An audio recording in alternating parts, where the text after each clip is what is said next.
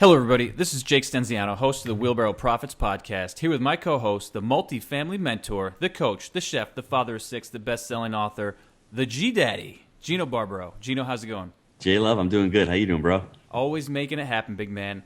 Today's guest is Marguerite Crispillo. Marguerite started out in 1993 and has helped over 3,000 families in her career as a top-producing real estate agent. In addition, she has coached, trained, and mentored hundreds of people. She has also developed a series of training classes that are focused on what's happening right now in the current economy. So without further ado, Marguerite, welcome to the show. Hi. Hey, Marguerite. How you doing? Good. So tell us about your background. Tell us how you got started into real estate and the Marguerite story. The Marguerite story, huh? I'll try to give you the short version. Okay. So I actually used to be in the bar business. So I was laughing earlier, Gino, when you said you used to have a restaurant.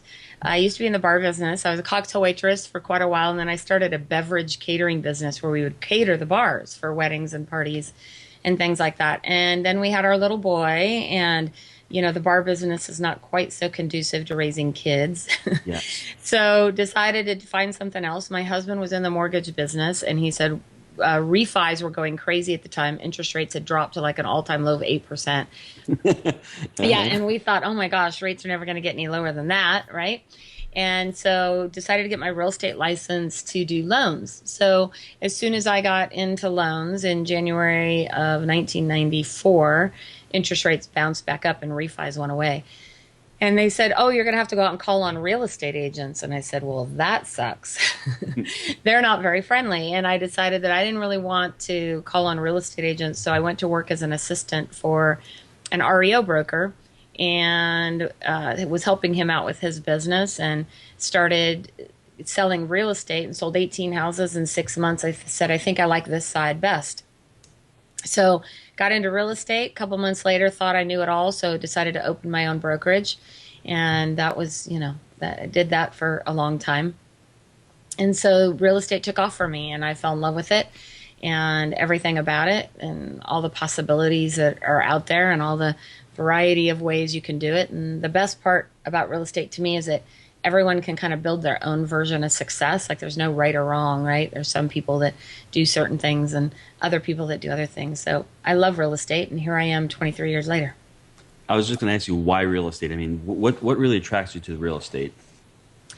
You know, there's a lot of aspects to it. First of all, is that it's one of the few places that for women or anyone really, there's no glass ceiling. Like I can be as successful as I want to be. And it didn't require a lot of education. I barely graduated high school. I know. I've been there. I literally got like a D in my biology class the day before graduation so that I could actually graduate. I just went to I'm going to date myself now. I just went to my 35th class reunion last weekend. Wow. And so that was pretty wild. But the thing about real estate is that there's so much opportunity and so many possibilities. Like I said, I was able to, when my kids were little, I was able to work around my kids' schedule. Now my kids are all grown, so they don't have any interest in hanging out with me. So now, I can rearrange things. I can put in more time and energy. I can build things whatever way I want to. So, and the money is ridiculous. I mean, if anyone ever complains, we make a ridiculous amount of money for what we do. And I think that just gives me so much, for me at least, it gave me so much opportunity and potential that I never in my wildest dreams ever dreamed was possible. Never. I mean, the numbers and the volume I've done, if you'd asked me 20 years ago, I would have said, you're crazy. That's not possible. So I think that's one of the few industries where the bar to entry is pretty low, unfortunately. And you have so much opportunity. That's what I love about real estate. Jake likes to tell the story. His first important job was working at Radio Shack, working in sales, right? There you go. I mean, I see the transition to you also. I mean, cocktail waitress, you're selling people. So, I mean, that's just a natural transition for you getting into real estate. How would you recommend people getting into real estate in any aspect, whether it be investing like us or basic, brokerage or an assistant or mortgage industry? How would you, advise them to start? Well, I'll tell you that I think the number one focus that needs to shift, although it doesn't that much currently, is to really look at it like a business, right? Like you got to look at it like a business, not a hobby or a part-time or on the side. I mean, that is probably the single thing that has messed with our industry the most, is people not really taking it serious, right? So when the market gets hot, it's like everybody and their mother is a real estate agent, literally, and they do it on the side. You know, the average agent across the country, and these are national stats, sells 4 homes a year. Now, the good thing about selling 4 homes a year is that can make a huge difference in a family, right? I mean, if your average commission is just say $5,000, that's an extra $20,000 that might be able to come into somebody's household to work on a very limited part-time basis. But the problem with that is that those people who are doing it are, like I like to say it this way, most people get into real estate, they get in long enough to piss off their family and friends and get out. Right? So they do a couple deals. They don't know what they're doing. They don't put the time and the energy and the effort in. You know, it's kind of like people who do like a part-time taco stand. I mean, it's the same type of thing, and it creates more discord and issues in the industry than anything else. So if you have thought about getting into real estate, you got to look at it like a business, and you got to run it like a business. That's going to make the difference on whether you are successful or not. Where would you start off, though? Let's say I was a young kid coming out of college, because I get a lot of these questions on LinkedIn, and they want to get into investing. So the first thing I say is, before you get into investing, learn the business. Where should they really go learn the business? As far as, I think sales training is a huge part. I'm doing a lot of sales training now, and I'm older, and there's so much to learn about sales. Where should they really start, that first step that they should take? Well, to be honest with you, my preference would be that they would find a mentor. They would find somebody that they could work under, think about the construction industry. They have an apprenticeship, right? Like you spend a certain amount of time as an apprentice, and you go spend a year or two and commit to working under somebody who's an extraordinary investor, working under, somebody who's doing what you want to do. So if you want to focus solely on investing for yourself, go, partner with somebody. Go say, look, let me be, your kicking boy, for lack of a better word, for a year, and learn that process. Because in real estate, like, we don't have to go to college for it, right? I mean, we have to take a couple classes and pass an exam. So go put in that time with somebody and learn that. But that would be the most important thing I would do, and that I did do the first year I was in real estate. I worked for that guy who was an REO broker, and I literally rode in his car with him all day and followed him around and listened to phone calls and, did all kinds of grunt work for him so that I was able to be successful. To me, that is the best thing. But the mistake I made was that I jumped too quick, right? Like, I thought I knew it all, so I jumped too quick.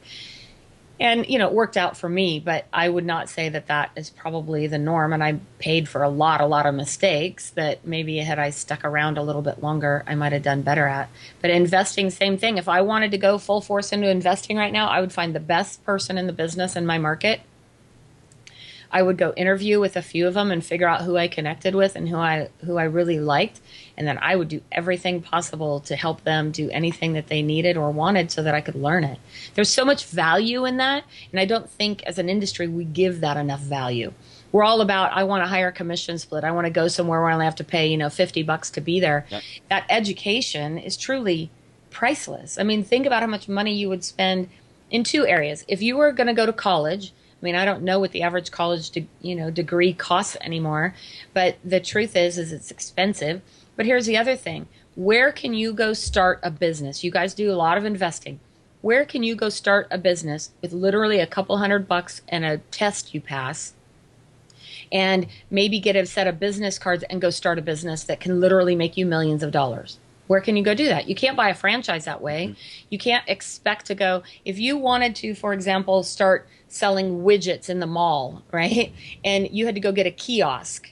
So you'd have to spend a boatload of money to get that kiosk set up. You'd have to buy a ton of inventory. You'd have to really know all of your numbers, and then you could go start a business. Well, in real estate, people do that all day long and they don't take it serious.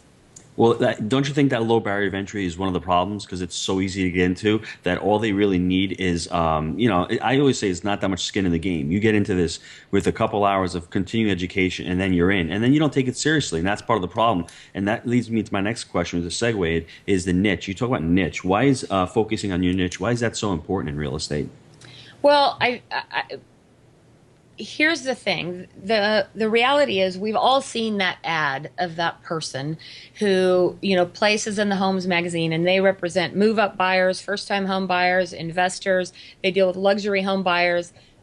They'll help you find a condo. They deal with country property and land, and they can sell you insurance, do your loan, and probably wash your car. Right? They are trying to do everything. And the human mind does not work that way. Like the human mind, when I'm looking for something specific, that's where I want to go, where someone specializes in that. I'll give you two examples. I was up in Tahoe over this last weekend for the celebrity golf tournament. And I meet this couple randomly through some friends, and we're sitting there talking. And naturally the conversation goes to, hey, what do you do, for a living? They're in the caulking business. I said, you're in the what?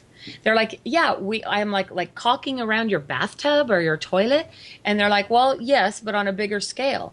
These guys have a company where all they do is go to commercial buildings or like your apartment buildings, and they literally caulk the buildings. They caulk around windows. They caulk around sidewalks. That's all they do. And this guy literally, when I go out to talk with him a little bit longer, he has like a 40-foot boat sitting out there, on top of Lake Tahoe, owns like a $10 million home on the lake. And he's in the caulking business. And I said, that's crazy. He goes, yeah. He goes, so many people want to try to do everything, but I have focused on this very specific niche, and people need that niche. Another one is we all have barbecues, right? We all got a grill. And my barbecue broke not too long ago. And I'm like, where the heck, who comes out and fixes barbecues? Like, I have no idea. I didn't know who to call. And literally that day, I'm driving down the freeway, and I see this car with these decals on the back window that says fixmyq.com. The guy repairs barbecues. It was like brilliant. And I also remember that guy now. Anytime, he came out and fixed my barbecue.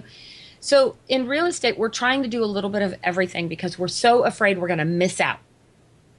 We're so afraid that if I focus on investors, then if my Aunt Sally wants to buy a luxury home, I'm not going to be able to represent her. Or if somebody comes along and wants to buy a condo, I'm going to miss out on that commission. And the reality is we're missing out on millions of dollars of commissions because we're trying to be a little bit of everything to everybody. Yep. And so when you focus on that niche and really what you do, it doesn't mean I can't go sell Aunt Sally a luxury home. It just means that my primary niche, my primary focus when it comes to marketing, number one, is that's primarily what I do. I market to that specific niche. And so if you're working with investors, an investor is going to see that ad that had all those millions of things you do, and he's not even going to look at it. He's going to keep flipping the magazine, or he's going to swipe right past it on the internet, or he's not going to call you because he doesn't think you're a specialist. He thinks you don't really know what you're doing because you're trying to do all these things. Same thing with doctors, right? Like, do we want, your general doctor doing brain surgery? I don't know. Not me. Yes. I know Jake's chomping at the bit right now because he's thinking mom and pop, right? You're thinking about our niche is mom and pop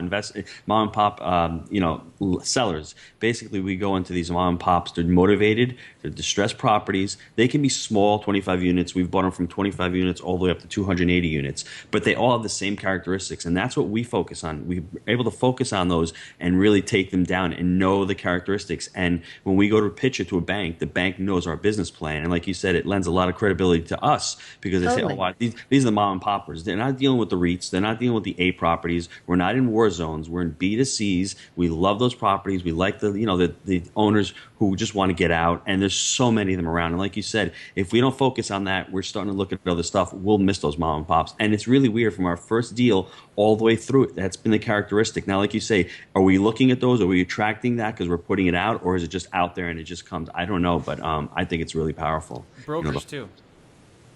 Yeah, so I mean, and so when you think about that, when you talk about the characteristics, one of the things that I teach a lot is to create your avatar, right? Yes. Create that character that, so maybe that character is, Bob and Sally, and they've been, they've had these apartment buildings for 25 years and they're ready to retire, and, they're in their maybe late 50s, and, they got their kids are grown. Like, who is that person that is your key target person? And all of your marketing needs to surround that type of person, that avatar, because that person's going to connect. They're going to see themselves in your marketing. They're going to go, oh, that's me. And these guys clearly know what they're doing.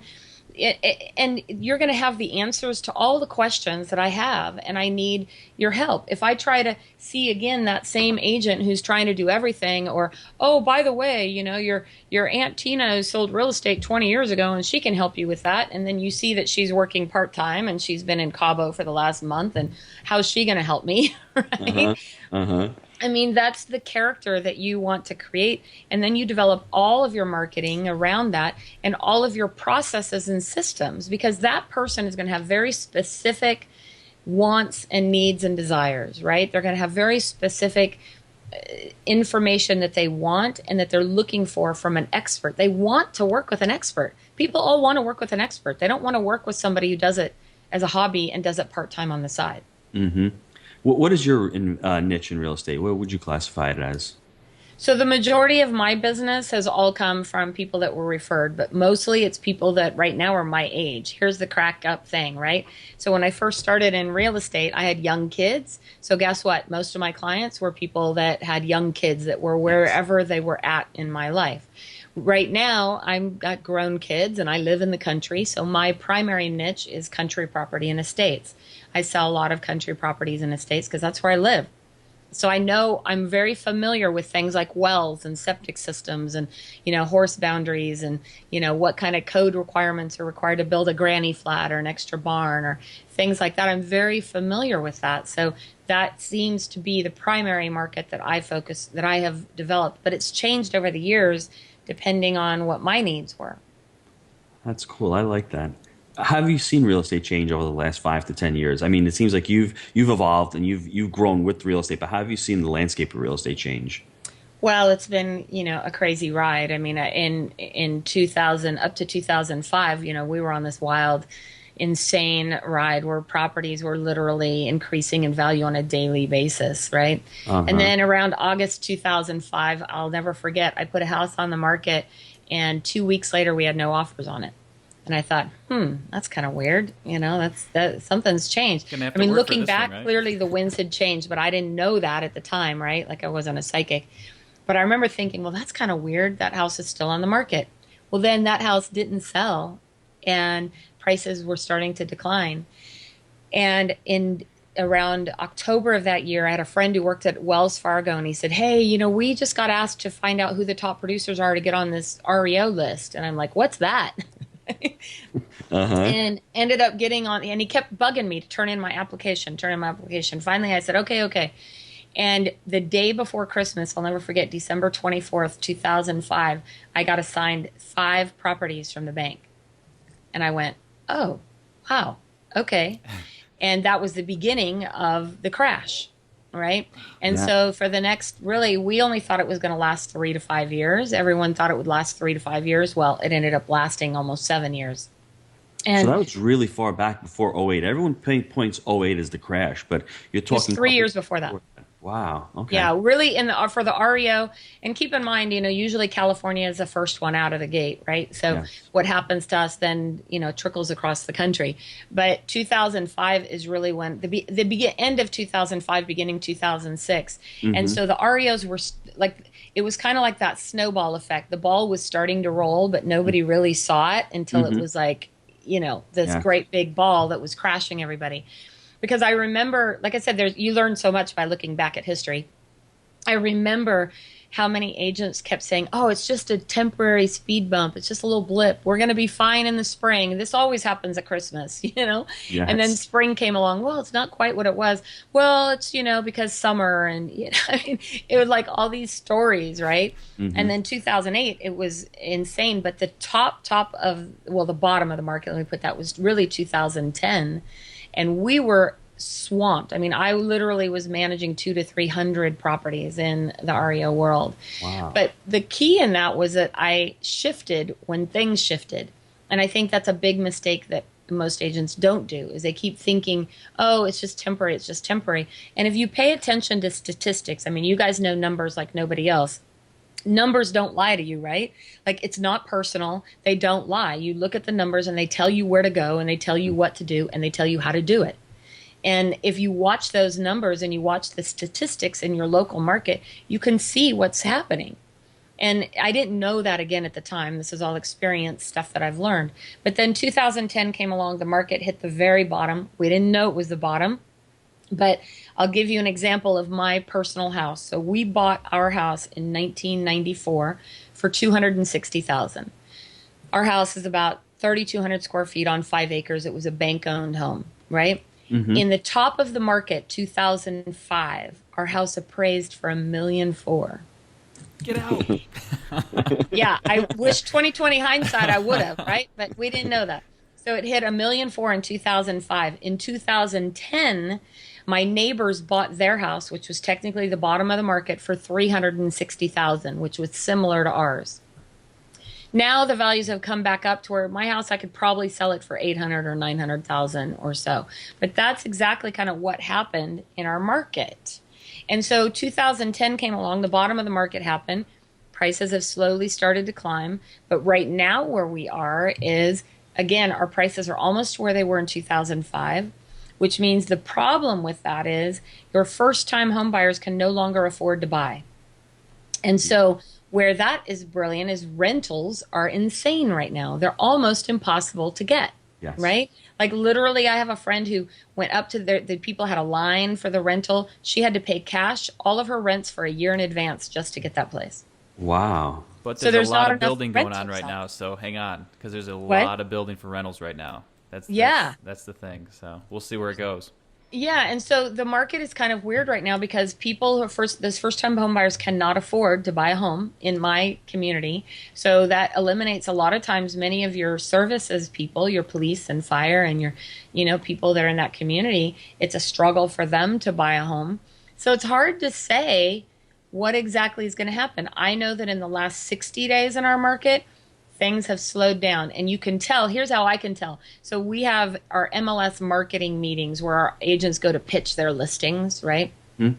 And when the market's super hot and there's no inventory, you go and either there's nobody there pitching a listing because our property's already sold, or you might see 2 or 3.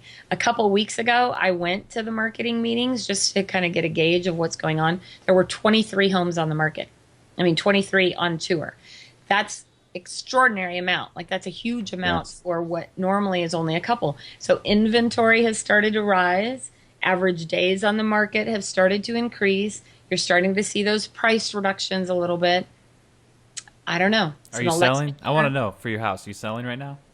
Well, I've done the horrible thing in that I'm completely emotionally attached to my house. Oh, so, no. Gino's #1 rule, don't fall in love with the property. Yeah. I know. Well, it's my home, right? It's and it's where I've raised all my kids I know. And we have a fabulous place where we live. I couldn't replace what I have.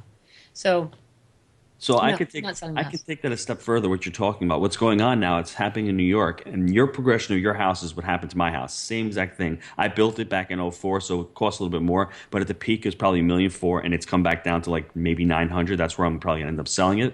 But it's really weird how you mirror that. And what happens is markets like yours and mine, people can't afford. So what they're doing in California, they're leaving California and going to Texas like Toyota because the employees cannot afford to buy a home. So This is where Jake and I come in, and I try to study markets and see where the migration of jobs and population and households comes into play.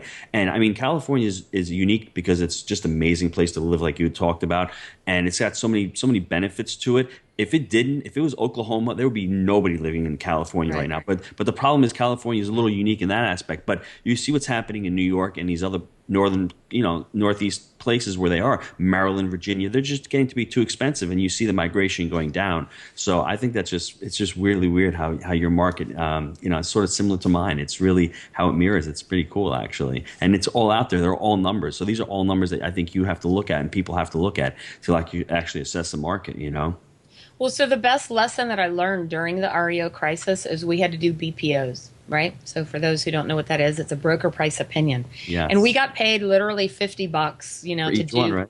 what'd you say? To do each one, to do Oh every. yeah, we got paid like Yeah. $50. And I remember agents saying, "Oh my gosh, I would never do that for $50." I'm like, "Girl, that's milk money for a week for my kids." Yes. So I looked at it like a business. I said, "Okay, how can I make this make sense?" And we got up to where we were doing 400 BPOs a month. I got virtual assistant. I had a runner taking pictures. Like I figured out how can I do this? We're doing 400 BPOs a month. But my point in telling you that was that we used to have to run statistics on every BPO. So we had to look at that area and say, okay, what was going on a year ago and what's going on now? Has the market dropped? Has the market increased? Like what's the REO percentage to traditional sale? What's the short sale percentage to traditional sale? And we had to run all those stats. And I had never ran those stats before the REO crisis. And now I can't imagine working without them. Like you got to know. And so now I look at those every couple of weeks. What's going on? We have trends reports now that we didn't have back then. We used to have to do it all manually. But looking at those stats gives you, it's almost like seeing into the future, don't you think? Yep. Like it feels like you're kind of looking at this glass ball. You're like, and once you start to study those numbers and you see them, it gives you a pretty clear indication of what's going on. That's really cool. That's awesome. I've got one more question, Jake, before the short answer. I just want to ask Marguerite, how do you end up building your teams? Like, I love the fact that you had a virtual assistant and you're doing 400 a month. That is awesome. That's like 20 grand. That's awesome. How do you build your teams? So the first thing that I look at is I teach this class called How to Delegate What You Hate because I there's a lot of stuff I don't like to do, right? And so I basically sit down and I think, okay, what things are on my plate that I don't want to do anymore, that I don't like to do? And then that is my job description. So, for example, during that time, I was trying to figure out how could I get somebody to help me with the data input because it was so overwhelming. I mean, literally, like I said, we're doing, 10 to 15 BPOs a day, almost, sometimes more. And the data input was really time consuming. And so I posted an ad. I needed somebody to do data input that, understood. And I get this little gal who says, for $4 an hour, she'll do, data input. She can run information, reports, all this stuff. Like, really? How does that work? And so messaged her and ended up hiring her. She was in the Philippines. And the best thing about her was I ended up helping her build a virtual assistant company in the Philippines. And she now has 25 employees and has this whole virtual company that she built because originally it was just her and she had young kids. And I'm like, you can't do this by yourself. And so I worked with her to help her build a company. So there's always people out there who will do work for you at any price in any conditions within, reason, obviously not taking advantage of people. But to her, that money was a huge amount of money. Mm-hmm. And she was more than happy to do the work. And then I helped her create a lifestyle for herself. But in building a team, I look for what I don't want to do. I know what my strengths are and where I'm good. And where I'm good is networking, where I'm good is talking to great people like you guys, getting to know what's going on in the world and communicating with other people. That's my strength. And I'm a good negotiator, so I know how to structure things and put stuff together. I'm good at that. But what I'm not good at is I'm not good at data input. I mean, I can do it if I want to, but I'm not the contractor who's going to go out and repair stuff, right? Like I'm going to hire great people around me to help me build a business that makes sense for me, that works for me. So I just figure out what I don't like to do. That's a perfect job description for somebody else who can do that work. That's great. I love that. Man, I could go down that path, but we're gonna punt on that for now. What is your best habit for success? So I would say that my best habit for success is my daily ritual. I do things consistently. I only do a few things, but I do them all the time. In my personal production business, my personal team, I have mailed a letter to my database, good old-fashioned snail mail. I have mailed that letter every month for 20 years. I've done the same thing. So I keep things very simple. I do the same thing over and over again. I sit down, I look at my numbers, I see where I want to go, what I want to do, and then I do the work. I think that so many people aren't willing to put in the work. right? They want the results. Like my brother says it best, everyone wants to go to heaven, but no one wants to die. So what is the daily work? I get up every morning, I get dressed, I come into work, and I sit down and plan my day and get my work done. But most people say, oh, well, I'm going to work from home today. And you know that that's not going to go well. So they're going to stay in their pajamas and you're going to get distracted. You're going to be cleaning out a closet or cooking your lunch or, next thing you know, you're reading a book and you're not getting anything done. So setting business hours and really running my business like a business, I would say to me has been the key to my success is that consistency, doing the same thing, the boring stuff over and over and over and over again. I think I've found my sister from another mister, and I haven't been chiming in too much, but so much of the stuff that I do on a daily basis and my routine and the things you're talking about, it's so identical, even though, I'm more focused on the investment side, but I've always been in sales. So there's just so many similarities coming through. I guess what I'm saying is I'm really enjoying the conversation. It's just been fun for me so far to this point. So keep on keeping on. Let's do it. One of my favorite books of all time, there's an author by the name of Stephen Pressfield. I don't know if you've ever read any of his books. Oh. And he has a book called Do the Work. Do the Work. And it's just called Do the Work. And it's a short book. You could probably read it in an hour. And pretty much throughout the whole book, he says, do the work. And when people say, well, what do I do? Well, just do the work. Like, figure it out. If you want it bad enough, you'll figure it out. But to just sit around and say, oh, well, I can't figure that out, so I'm just going to kick back here on the couch and do nothing, right? But if you get up and you keep moving, just keep moving. Keep doing something. Reach out, talk to people, do things, go places, find mentors, find people that are doing more than you are doing. And if you follow them, you will see there are keys to success. And those keys are not a secret. Like, they're not a secret. And anybody that's done any amount of business will tell you, you just got to get up and go do the work. Like, just show up. Show up. That's 90% of the battle.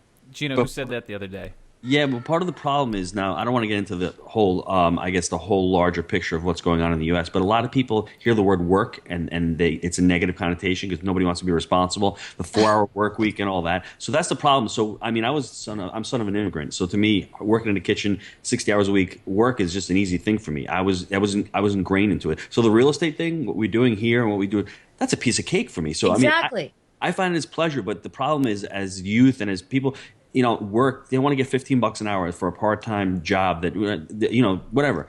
They're not, to them, work is hard. I mean, you have to think of work as being enjoyable. If anything that's enjoyable you want to get to, you raise your level of energy. It doesn't become work, it becomes fun. And I always joke around with Jake. Jake always says, let's grind it out. And I always try not to say, let's not grind it out, because grinding it out connotes something that's really difficult and you're not enjoying it. So I look at work as more of a positive word to use. That's just my take on it, So I'm going to throw in two things. First of all, I don't worry about what's going on in the world because I'm in charge of my own economy. Mm-hmm.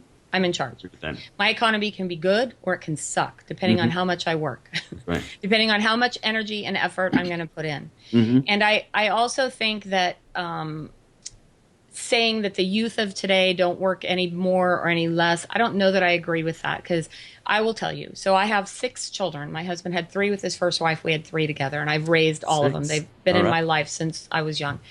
And my husband, by the way, his parents were born in Spain, so he's also the son of immigrants. And when I look at my children and I look at their work ethic, right? I got 2 boys right now that are 20 and 21. And they have been raised in the exact same household with the exact same parents, the exact same everything. They've been raised. One of them, my 20-year-old, that kid works like a beast. I mean, he will get up before the sun's up. He will go to bed after the sun's down. He works hard. Like right now, he's working at Joe's Crab Shack, so I get to go eat free crab. Oh, good. But that kid is, when I talk to his boss, they're like, he is one of the hardest workers I've ever seen. He just works really hard.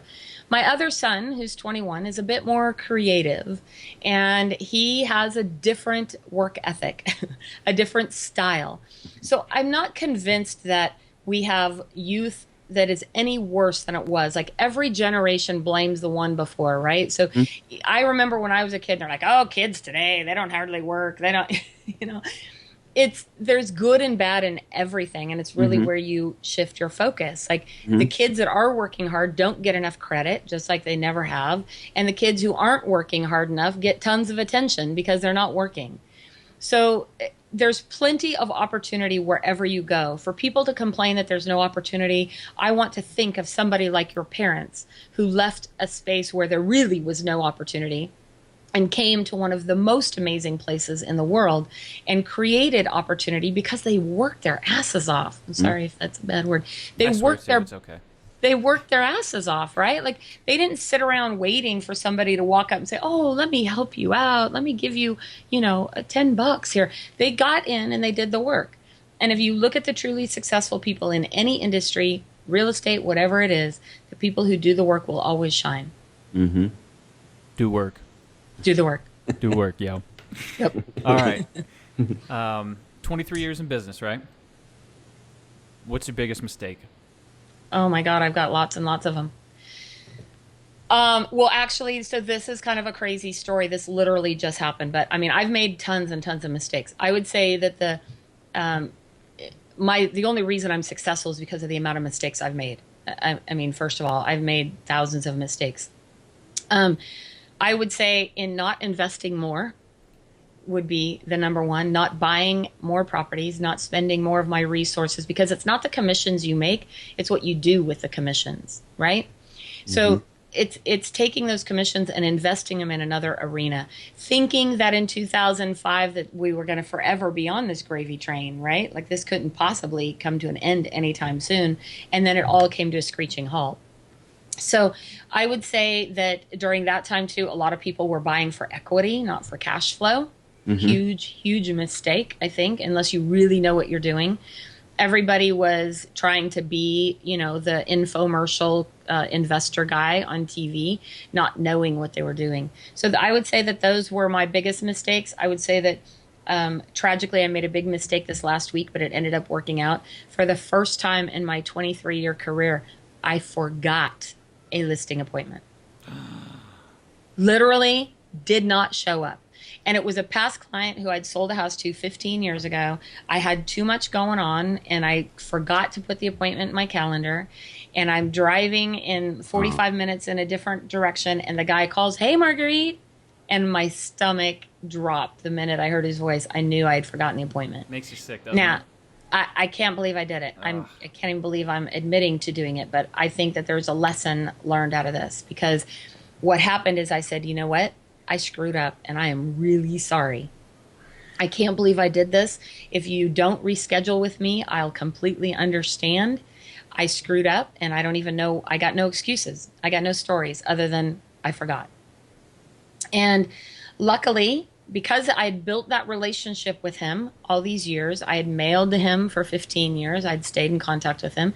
He said, "You know what? We all make mistakes. Can you come out tomorrow at 5?" And then he did nothing but harass me and tease me when I did show up the next day. But I'm listing his house today at 3:30. And I want to tell that story because I think that when you get to a certain position, people think you don't screw up, right? They think, oh my gosh, you're like, the best whatever you are. And they think that you don't screw up. And we all screw up. And the most successful people that I know are the ones who make the big call. And the big call is the one you don't want to make. It's the one that sucks. It's the one that says, I screwed up. I'm sorry. How can I fix it? What can I do to make it better? And if more people would take responsibility in that arena, we could eliminate attorneys. Right? That would be nice. That would be nice. Yes. Their jobs would go away. So I've made literally thousands of mistakes. I can't even begin to tell you how many mistakes I've made. So what are you doing special for this guy tonight? Are we doing like Joe's Crab Shack for everybody? Tequila. Tequila. Okay, well that works.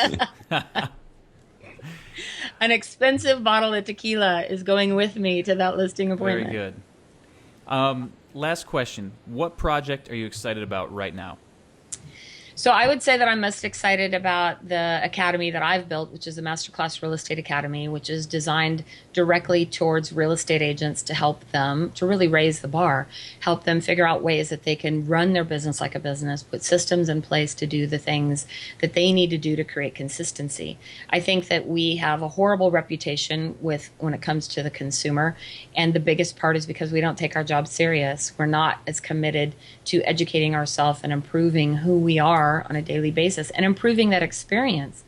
I mean, that customer experience has got to be the most important thing. And when it is, and when people are treated well, they'll do business with you for life. So that's what I've developed. In talking to you guys, I'm all inspired again that I need to work on getting some investment properties.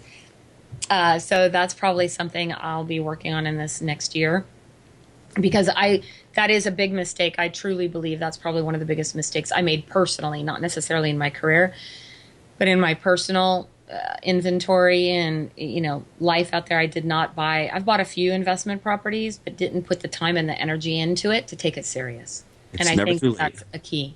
So if people sign up for this course, will they get things? I love the fact that you said systems, because I think that's so important for every business. And we always talk about that. Treat your investment like a business, because it is a business. But the key here is, if they sign up for the course, are they going to learn the tricks of the trade? Like, when you screw up, get the bottle of tequila. Is that included in there? Because that's, I think, Absolutely. that's the good stuff, right? That's the good stuff. Yeah, a lot of what I teach in there has to do with using checklists, right? I'm sure that you guys use those in your investment arena, like to make sure. So the biggest mistakes I've made. Oh, there you go. The biggest mistakes I've made has been because I get busy and I forget what I need to do. Right? We all do that. And so when you have a checklist and everything needs to happen on that, you don't make as many mistakes. Mm-hmm. And then when you do make mistakes, guess what? You just added that to the checklist. So I have lots of different checklists, forms, systems, processes, video trainings, and tons of other stuff to help people get that stuff in place so that things are systematized and happening the same way every time. Have you ever read that book, The E-Myth? E-Myth, Yes, Traction. yes. Yep. Yeah. Good stuff. Great books. Good stuff. Yeah. This has been great. I'd love to do it again sometime in the future. And thank you so much for being on the show.